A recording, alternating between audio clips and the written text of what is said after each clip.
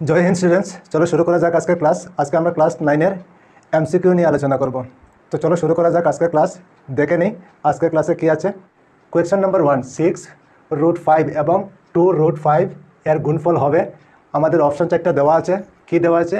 Option A হলো 12√5, আর option B হলো 60, আর option C হলো 120, আর অপশন ডি হলো 40। কোনটা আমাদের আনসার হবে আমাদের বের করতে হবে, ঠিক আছে? তো চলো, কি দেওয়া আছে ওইখানে 6√5 এবং 2√5, 6√5 এবং 2√5। 6√5 নাম্বার 1 হলো 6√5 ইন্টু 2√5, ঠিক আছে? তো আনসার কত হবে? 6 আর 2 ইন্টু করলে কত হয়? 12 হবে, ঠিক আছে? আর √5 ইন্টু করলে কত হয়? 5 হবে, ঠিক আছে? তো ওইখানে আমরা 5 লিখতে পারি। √5 ইন্টু করলে 5 হবে। তো 12 আর 5 ইন্টু করলে 60। তো আমাদের আনসার হবে 60, ঠিক আছে? 60 আমাদের আছে কি ওইখানে? চলো দেখে নিই 60 আছে কি। 60, হ্যাঁ, বি আমাদের হবে আনসার, ঠিক আছে? ওইটা হবে আমাদের আনসার। বুঝতে পেরেছো নিশ্চয়? আচ্ছা, চলো তারপরে কোয়েশ্চেন নাম্বার 2 কি আছে? 32 পাওয়ার আছে 1/5, এর মান কত হবে? 32 আর পাওয়ার কত আছে? 1/5, এর মান কত হবে? চলো আমরা দেখে নিই এর মান কত হবে। 32 আছে, ঠিক আছে? 32 পাওয়ার হলো 1/5। তো 32কে আমরা কি লিখতে পারি? 2 ইন্টু 2 ইন্টু 2 ইন্টু 2 ইন্টু 2 হয়েছে। 2 2 যা 4, 4 2 যা 8, 8 2 যা 16, 16 2 যা 32, ঠিক আছে? তো 32 হয়ে গেল। আমাদের বাকি কী রয়ে গেল? 1/5। চলো ব্র্যাকেট দিয়ে 1/5 লিখে নিই, ঠিক আছে? 2 কতটা আছে? 5টা, 5 লিখতে পারি, আর ইন্টু দিয়ে 1/5। তো 5 5 ক্যান্সেল হবে, কত হবে? 2।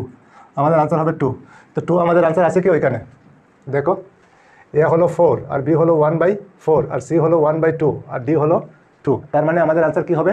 ডি হবে, ঠিক আছে? ওইটা হবে আমাদের আনসার। বুঝতে পেরেছো নিশ্চয় কীভাবে হলো?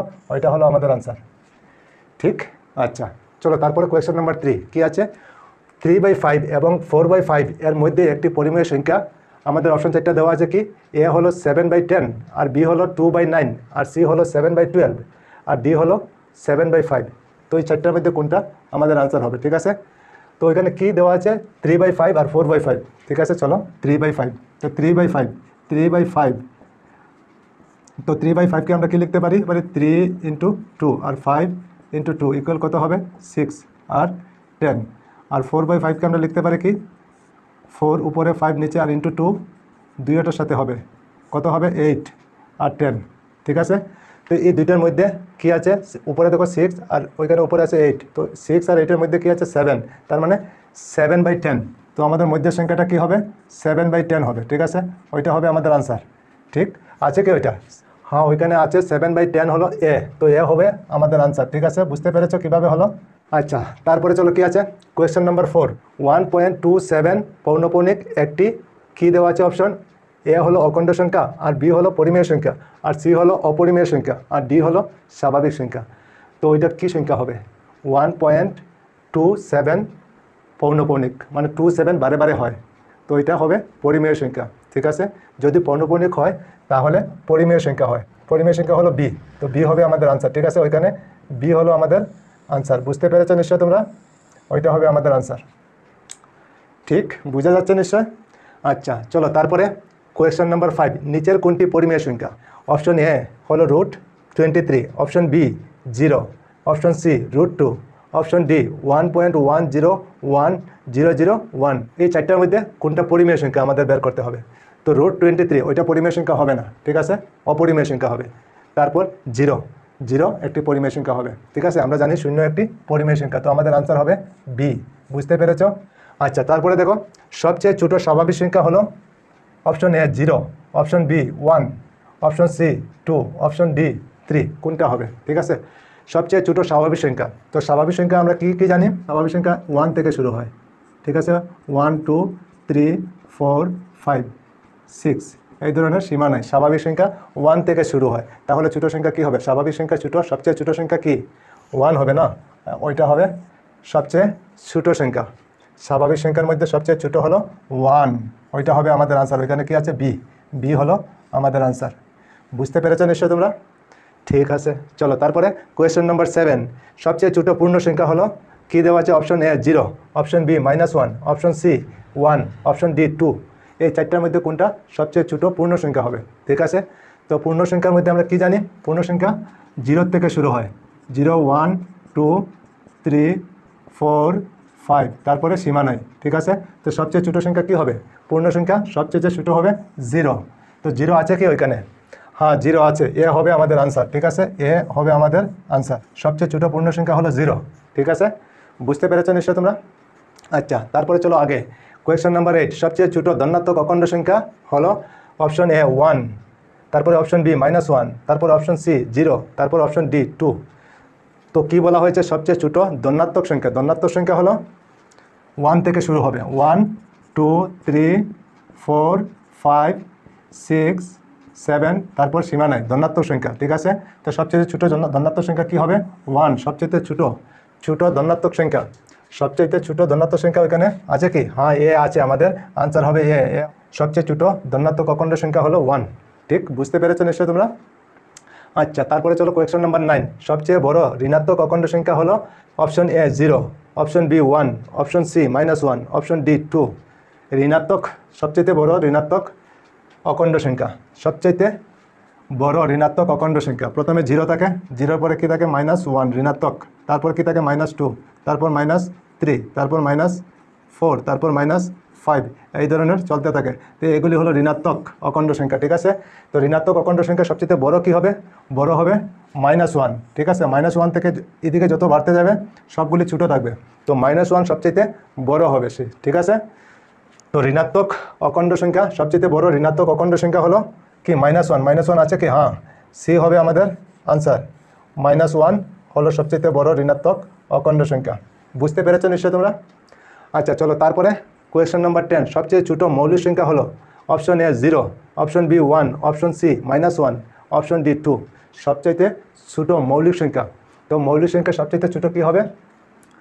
মৌলিক সংখ্যা 2 থেকে শুরু হবে, 2, তারপরে 3, তারপর 5, তারপর 7, তারপর 11, তারপর 13, তারপর 17, তারপর 19, তারপর 23, এই ধরনের চলতে থাকবে, ঠিক আছে।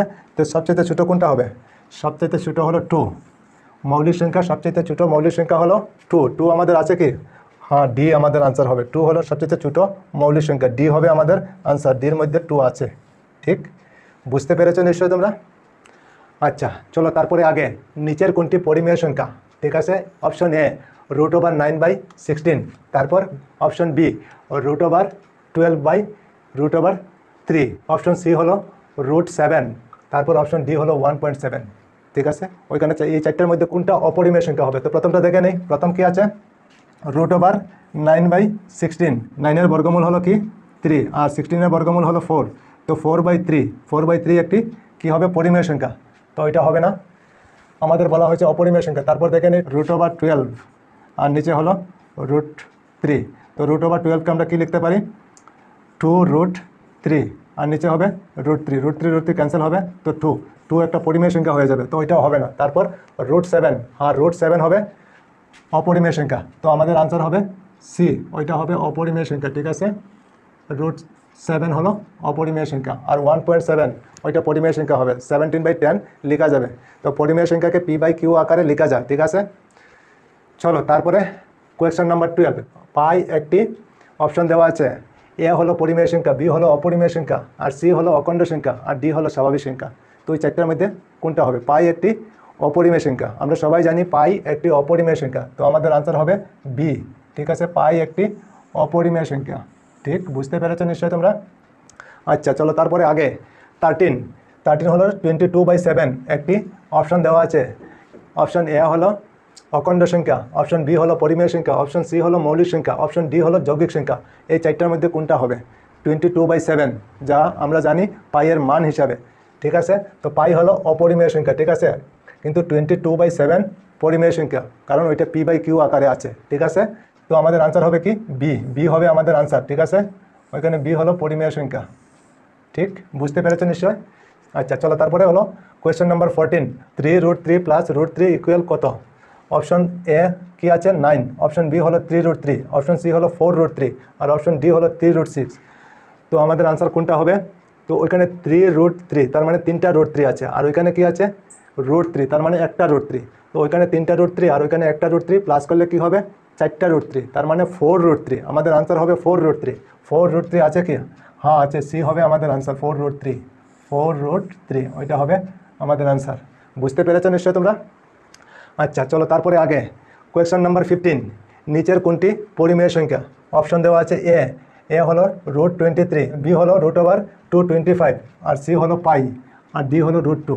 তো এই চারটার মধ্যে কোনটা একটি পরিমেয় সংখ্যা হবে? ঠিক আছে, তো √23 ওইটা পরিমেয় সংখ্যা হবে না, অপরিমেয় সংখ্যা হবে। ঠিক আছে, তারপর হলো বি হলো √225, 225-এর বর্গমূল আছে 15, তো 15 একটি পরিমেয় সংখ্যা। ঠিক আছে, তো আমাদের আনসার হবে বি, ওইটা হবে পরিমেয় সংখ্যা। আর পাই ওইখানে হলো সি হলো পাই হলো অপরিমেয় সংখ্যা, √2 অপরিমেয় সংখ্যা। ঠিক আছে, বুঝতে পেরেছ? আচ্ছা তারপরে চলো কোয়েশ্চন নাম্বার 16, 36/100 এর দশমিক প্রসারণ হলো, নিচে অপশন দেওয়া আছে কি, এ হলো 3.6, আর বি হলো 0.36, আর সি হলো 0.036, আর ডি হলো 0.0036। তো ওই চারটার মধ্যে কোনটা আমাদের আনসার হবে? ঠিক আছে, তো কিভাবে করব? নিচে দেখো কয়টা জিরো আছে, 2টা জিরো। ঠিক আছে, তার মানে 2 ঘর আগে পয়েন্ট হবে। ঠিক আছে, 2 ঘর আগে পয়েন্ট কোনটার মধ্যে আছে? আমাদের বি হবে আনসার। ঠিক আছে, ওইটা 2 ঘর পরে, 1 ঘর 2 ঘর পরে পয়েন্ট আছে। ঠিক আছে, ওইখানে 2টা জিরো আছে নিচে, ঠিক, তো আমাদের আনসার হবে বি। বুঝতে পেরেছো নিশ্চয়? আচ্ছা চলো তারপরে আগে কি আছে, question number 17, √a plus √b into √a minus √b equal কত হবে? ঠিক আছে, তার মানে a plus B into a minus B equal আমরা কি জানি, a square minus B square. তো a plus B into a minus B আমরা জানি a square minus B square. তো ওইখানে a হলো √a whole square minus B square হলো √b হোল স্কোয়ার। ঠিক আছে, তো আমরা জানি স্কোয়ার আর রুটে ক্যান্সেল হয়, তো এ থাকবে, আবার ওইখানে স্কোয়ার আর রুটে ক্যান্সেল হয়ে যাবে, বি থাকবে। তার মানে আমাদের আনসার কি হবে? a minus B. তো a মাইনাস বি আমাদের আনসার আছে কি? দেখো তো আমাদের আনসার কোনটা হবে? আনসার হবে a মাইনাস বি। তো ওইখানে বি হবে আমাদের আনসার, a মাইনাস বি। বুঝতে পেরেছো নিশ্চয় তোমরা? ঠিক আছে, চলো তারপরে আগে question number 18, a⁴m into a⁴n equal কত? ঠিক আছে, কত হবে? তো ওইখানে কি আছে, ইন্টু আছে, a⁴m ইন্টু a⁴n। তো আমরা জানি ইন্টুর সময় কি হয়, পাওয়ার প্লাস হয়ে যায়। তো ওইখানে কোনটার মধ্যে প্লাস আছে, পাওয়ার m প্লাস n। তো আমাদের আনসার হবে বি হবে আমাদের আনসার। ঠিক আছে, a⁴m প্লাস n। ঠিক আছে, বুঝতে পেরেছো নিশ্চয় তোমরা? আচ্ছা তারপরে দেখো question number 19, a⁴m divided by a⁴n equal কত হবে? ঠিক আছে, তো ওইখানে যেহেতু a⁴m ডিভাইডেড বাই a⁴n, তো ডিভাইডের সময় আমরা জানি পাওয়ার কি হয়, মাইনাস হয়ে যায়। তো কোনটার মধ্যে মাইনাস আছে? তো অপশন এ, ওইটার মধ্যে মাইনাস আছে, পাওয়ার a⁴m মাইনাস n, ওইটা হবে আমাদের আনসার। বুঝতে পেরেছো নিশ্চয় তোমরা? আচ্ছা তারপরে দেখো কোয়েশ্চন নাম্বার 20, নিচের কোনটি পরিমেয় সংখ্যা হবে? নিচের কোনটি পরিমেয় সংখ্যা হবে? অপশন দেওয়া আছে, এ হলো √5, আর বি হলো √3, আর সি হলো 0.6 পৌনপৌনিক। ঠিক আছে, তারপর ডি হলো 1.02002, আবার 0002। তো কোনটা হবে আমাদের পরিমেয় সংখ্যা? ঠিক আছে, তো √5 অপরিমেয় সংখ্যা হবে, √3 অপরিমেয় সংখ্যা হবে, 0.6 পৌনপৌনিক ওইটা আমাদের পরিমেয় সংখ্যা হবে। ঠিক আছে, তো অপশন সি হবে আমাদের আনসার। ঠিক আছে, অপশন ডি এটা অপরিমেয় সংখ্যা হবে। ঠিক আছে, তো ওইটা হবে আমাদের আনসার। বুঝতে পেরেছো নিশ্চয় তোমরা? চলো তারপরে আগে সত্য না মিথ্যা উত্তর দাও। এখন আমাদের সত্য না মিথ্যা উত্তর দিতে হবে। ঠিক আছে, চলো, প্রত্যেক পূর্ণ সংখ্যা একটি স্বাভাবিক সংখ্যা, ওইটা সত্য না মিথ্যা? প্রত্যেক পূর্ণ সংখ্যা একটি স্বাভাবিক সংখ্যা। তো পূর্ণ সংখ্যা আমরা কি জানি? পূর্ণ সংখ্যা হলো 0 থেকে শুরু হয়, 0 থেকে যে সংখ্যাগুলি শুরু হয় ওইটা হলো পূর্ণ সংখ্যা। ঠিক আছে, আর স্বাভাবিক সংখ্যা শুরু হয় 1 থেকে। ঠিক আছে, ওইখানে কি বলা হয়েছে? প্রত্যেক পূর্ণ সংখ্যা একটি স্বাভাবিক সংখ্যা, মানে প্রত্যেক পূর্ণ সংখ্যা একটা স্বাভাবিক সংখ্যা। তো প্রত্যেক পূর্ণ সংখ্যা স্বাভাবিক সংখ্যা হতে পারে কি না? ওইখানে শূন্য কিন্তু ওইখানে নাই, ওইখানে শূন্য আছে। তো শূন্য একটি পূর্ণ সংখ্যা, তো শূন্য কিন্তু স্বাভাবিক সংখ্যা নয়, তো ওইটা মিথ্যা হয়ে যাবে। ঠিক আছে, প্রত্যেক পূর্ণ সংখ্যা স্বাভাবিক সংখ্যা হইতে পারে না, তো ওইটা মিথ্যা হবে। ঠিক আছে, তো আমরা মিথ্যা লিখতে পারি। ঠিক আছে, ওইটার আনসার হবে মিথ্যা। ঠিক, আচ্ছা তারপরে চলো, প্রত্যেক অখণ্ড সংখ্যা একটি পরিমেয় সংখ্যা। হ্যাঁ, প্রত্যেক অখণ্ড সংখ্যা একটি পরিমেয় সংখ্যা হয়, কারণ পরিমেয় সংখ্যা থেকে জন্ম হয় অখণ্ড সংখ্যা। ঠিক আছে, তো এটা সত্য হবে। ঠিক, সত্য। তারপর দেখো কোয়েশ্চন নাম্বার 3 কি আছে? প্রত্যেক পরিমেয় সংখ্যা একটি অখণ্ড সংখ্যা। প্রত্যেক পরিমেয় সংখ্যা একটি অখণ্ড সংখ্যা না, হতে পারে না। প্রত্যেক পরিমেয় সংখ্যা অখণ্ড সংখ্যা হতে পারে না। ঠিক আছে, তো এটা মিথ্যা হয়ে যাবে। প্রত্যেক পরিমেয় সংখ্যা একটি অখণ্ড সংখ্যা হতে পারে না। প্রত্যেক পরিমেয় সংখ্যা অখণ্ড সংখ্যা হতে পারে না, কিন্তু অখণ্ড সংখ্যা পরিমেয় সংখ্যা হতে পারে। ঠিক আছে, প্রত্যেক অখণ্ড সংখ্যা পরিমেয় সংখ্যা হতে পারে, কিন্তু প্রত্যেক পরিমেয় সংখ্যা অখণ্ড সংখ্যা হতে পারে না। ঠিক আছে, তারপর দেখো কোয়েশ্চন নাম্বার 4, প্রত্যেক স্বাভাবিক সংখ্যা একটি পূর্ণ সংখ্যা। প্রত্যেক স্বাভাবিক সংখ্যা, আমি কি বলেছি, প্রত্যেক স্বাভাবিক সংখ্যা 1 থেকে শুরু হয়। 1 থেকে যদি শুরু হয় আর পূর্ণ সংখ্যা 0 থেকে শুরু হয়, তার মানে স্বাভাবিক সংখ্যা পূর্ণ সংখ্যার মধ্যে আছে, ঠিক আছে। 1 থেকে যদি শুরু হয় তো স্বাভাবিক সংখ্যা পূর্ণ সংখ্যার ভিতরে থাকে, ঠিক আছে। তাহলে প্রত্যেক স্বাভাবিক সংখ্যা একটি পূর্ণ সংখ্যা হতে পারে, ঠিক আছে, ঠিক আছে, ওইটা সত্য হবে। তো আমরা লিখতে পারি এখানে সত্য, প্রত্যেক স্বাভাবিক সংখ্যা একটি পূর্ণ সংখ্যা হয়, ওইটা সত্য হবে, ঠিক আছে। আচ্ছা, তারপরে দেখো প্রত্যেক অখণ্ড সংখ্যা একটি পূর্ণ সংখ্যা। প্রত্যেক অখণ্ড সংখ্যা একটি পূর্ণ সংখ্যা না, প্রত্যেক অখণ্ড সংখ্যা একটি পূর্ণ সংখ্যা হতে পারে না। তো অখণ্ড সংখ্যা মাইনাসও থাকতে পারে, ঠিক আছে। কোনো সংখ্যার আগে যদি মাইনাস থাকে তাহলে ওইটা পূর্ণ সংখ্যা হতে পারে না, ঠিক আছে। তো প্রত্যেক অখণ্ড সংখ্যা একটি পূর্ণ সংখ্যা মিথ্যা হয়ে যাবে, ঠিক আছে, মিথ্যা। আচ্ছা চলো তারপরে আগে কোয়েশ্চন নাম্বার 6, প্রত্যেক পরিমেয় সংখ্যা একটি পূর্ণ সংখ্যা। প্রত্যেক পরিমেয় সংখ্যা একটি পূর্ণ সংখ্যা হতে পারে না, কারণ পরিমেয় সংখ্যা থেকেই পূর্ণ সংখ্যার জন্ম হয়, ঠিক আছে। তো ওইটা মিথ্যা হয়ে যাবে, মিথ্যা, ঠিক, বুঝতে পেরেছ। তারপর কোয়েশ্চন নাম্বার 7, প্রত্যেক অপরিমেয় সংখ্যা একটি বাস্তব সংখ্যা, ঠিক আছে। প্রত্যেক অপরিমেয় সংখ্যা একটি বাস্তব সংখ্যা হতে পারে, কারণ বাস্তব সংখ্যা থেকেই অপরিমেয় সংখ্যার জন্ম হয়েছে, তাই ওইটা সত্য হবে, ঠিক আছে। প্রত্যেক অপরিমেয় সংখ্যা একটি বাস্তব সংখ্যা হতে পারে, ঠিক আছে, সত্য হবে। তারপরে দেখো প্রত্যেক বাস্তব সংখ্যা একটি অপরিমেয় সংখ্যা, ওইটা হতে পারে না। প্রত্যেক বাস্তব সংখ্যা যে অপরিমেয় সংখ্যা ওইটা হইতে পারে না, ঠিক আছে, ওইটা মিথ্যা হয়ে যাবে, ঠিক, বুঝতে পেরেছ। আচ্ছা, তারপর দেখো কোয়েশ্চন নাম্বার 9, শূন্য একটি পরিমেয় সংখ্যা। শূন্য একটি পরিমেয় সংখ্যা, আমরা সবাই জানি যে শূন্য একটি পরিমেয় সংখ্যা হয়, শূন্যকে p/q আকারেও লেখা যায়, ঠিক আছে। তো এটা সত্য হবে, সত্য, শূন্য একটি পরিমেয় সংখ্যা, ঠিক আছে। আচ্ছা, তারপরে দেখো পাই একটি অপরিমেয় সংখ্যা, আমরা সবাই জানি পাই একটি অপরিমেয় সংখ্যা, ওইটাও সত্য হবে, ঠিক আছে। আমরা ওইখানে লিখতে পারি সত্য, ঠিক, বুঝতে পেরেছো নিশ্চয়ই তোমরা। তো ঠিক আছে, আজকে এই পর্যন্তই থাক, আবার অন্য কোনো ক্লাসে তোমাদের সঙ্গে দেখা হবে। সবাই ভালো থেকো, সুস্থ থেকো, আর মন দিয়ে পড়াশোনা করো। জয় হিন্দ, বন্দে মাতরম।